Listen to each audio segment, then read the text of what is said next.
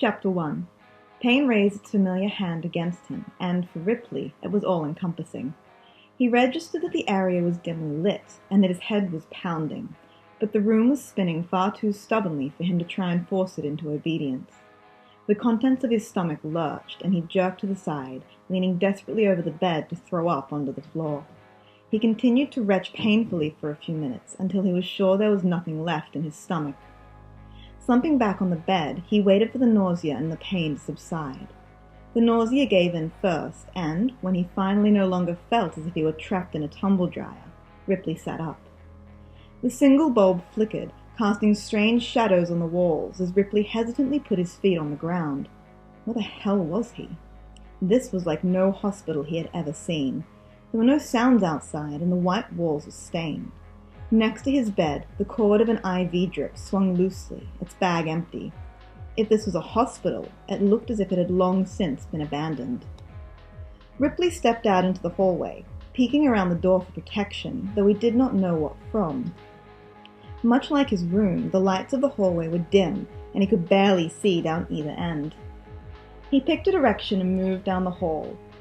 One or two of the doors along the way were open, and, upon inspection, proved to be identical to the room in which he had awoken. Each step ached, and Ripley had to lean against the wall as he reached the corner, peering around it once he was sure he wouldn't fall over. "Hey, you!"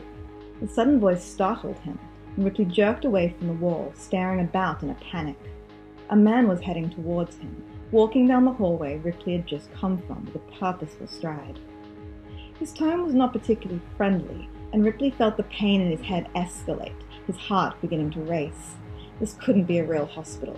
Who the hell was this man? He wore no uniform, nothing to assure Ripley of safety. "You deaf, kid?" Shaking his head very slowly, Ripley moved to back away, around the next corner. The moment the man's pace quickened, Ripley turned and, with all the energy he had left, he fled. Doorways and halls passed as he swung around corners in a blind panic. Even when he vaulted through the better-lit entrance, pushing the glass doors out of his way, he did not stop. He continued until the pain in his head was too much and he had to double over. Dizziness nearly overcame him, but Ripley held it off enough to stand up again and look around. He was on a dark street. In the distance, he could just make out the spires of a tall building. It looked like a church, but the area around him was quiet, and the buildings were decidedly decrepit. Where was he? Maybe if he could call... He reached into his pocket, but it was empty. Panicked, he began to pat himself down for any misplaced items, but there was nothing in his pockets, and his jacket was bare. He needed to get his bearings, find out where he was. He debated going to the police. A new thought surfaced. What had happened to Laura? He needed to find out, get back to the highway. Without his phone, he had no idea of the time. He had to keep moving. At a steady pace, he began to walk up the street. If the spire was nearby, maybe he could ask the people in the church. Maybe he could find the city center. Shuddering against the sudden cold, Ripley pulled his jacket tightly around him. The buildings in this area looked old. Not in the way that some of them had seen better days, but genuinely old. Their windows hung loose from the frames like an incomplete jigsaw puzzle.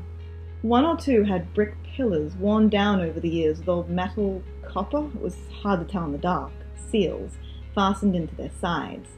Yet these gave him no indication of where he was, and was swiftly passed as he made his way down the dilapidated street. As he continued on, Ripley kept his eyes on his surroundings, and his hands in his pockets. It was a brief skittering sound that alerted him to the danger. Ordinarily he might have ignored it, but whatever it was simply sounded too heavy. As he passed through an alleyway between two run-down buildings, the skittering turned into a dull padding and paused. Something growled low behind him, and Ripley spun, stumbling several steps back as the creature came into view. Its hide was the color of pitch, and it looked slick. Any other observations were condensed to wicked teeth, massive claws, and straining muscles as Ripley's brain tried to take in the creature before him.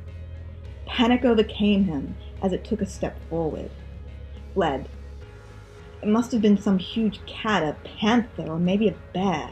Surely bears didn't get that big. It was slavering as it gave chase. He could hear its snarls and the grinding of its claws in the road.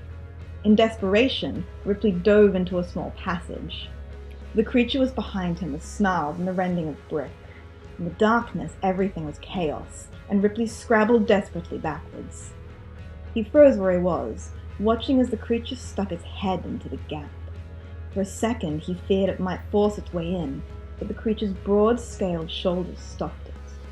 From here, he could make out the rancid scent on its breath and the massive fangs, almost as long as his hand, as its slick, flat head snapped and snarled. He desperately tried to comprehend how something could look so bear-like and so serpentine all at once. God, he thought desperately, what the hell is going on? Nausea rose in him again, and he shuddered as he stumbled to his feet, leaning against the alley for support. Where could he go? Could he stay in this alley until it left? The creature blocked the light outside the alley. With its features cast in shadows, it looked as though it was made of darkness. Suddenly, its reptilian head flickered upwards, and an ungodly hiss lifted from its maw. Ripley dared a glance skyward, and saw a figure moving across the top of the alley. He couldn't be sure, but he thought it looked slightly smaller than the thing with its mouth a few meters from his flesh. There were more of them. He needed to go. The creature behind him roared as he crept down the long alleyway to the other end. He glanced cautiously back at it and found himself looking at the empty mouth of the passage. He swore. The thing was gone. With terror gripping him and the sounds of growls and claws piercing the quiet night, he tried to force back his trembles. Peering out the other side of the alley, he saw the street was empty. It was wider this one, the main road, and if he could make it to the next alley, maybe he could lose the creatures. Ripley tensed himself to run, but movement caught his eye, and he looked to the top of a nearby building. Another creature. From the light of a nearby street lamp, he could see this one was different, with white fur and a streamlined body. Its wicked tail, long with a metallic glint at the tip, swayed behind it. He had the most horrifying feeling that it could see him. No, he had to run. Dizziness nearly claimed his senses once more as a mix of terror, adrenaline, and pain fueled his scattered mind. Slowly, he counted down from 3, watching the shadows on the rooftop shift and move. Only the white beast remained fully visible. He hit the end of his countdown, hesitated a bare moment, then shot from the alley in a panic-filled sprint. "Hey!" a female voice called from somewhere across the street. At the front of a building, on the corner of the alley that was his destination, a woman leaned out from a doorway and beckoned to him. Snarls echoed behind him as he ran, and something heavy hit the ground. He couldn't make it to a door, it was too far from the lip of the alley.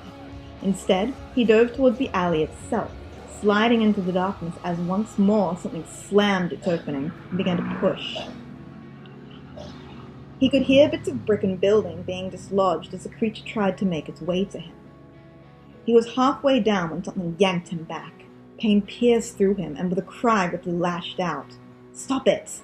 the same voice hissed. Ripley's vision blurred as he was tugged into the building.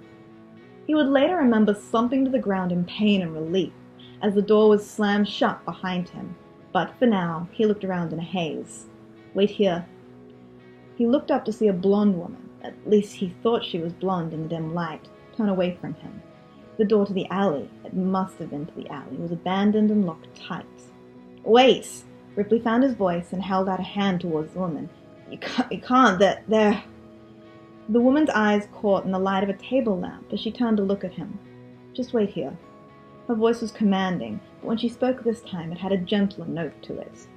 Then she was out the door. She held it long enough for a large grey dog to follow her, then it was shut and Ripley was left alone in the dim room. He attempted to stand and found himself leaning on a small desk. It looked like an office, he registered, before the pain forced him to stumble. He needed to lie down, needed it more than he had ever needed it before. Seeing nothing but the couch, the back of the room, he moved to it and slumped down. Something ran down the side of his face, and he pressed his hand weakly to it. When he drew it back to him, a rusty liquid stained his fingers. There was only the barest second in which he wondered if it was blood before he passed out.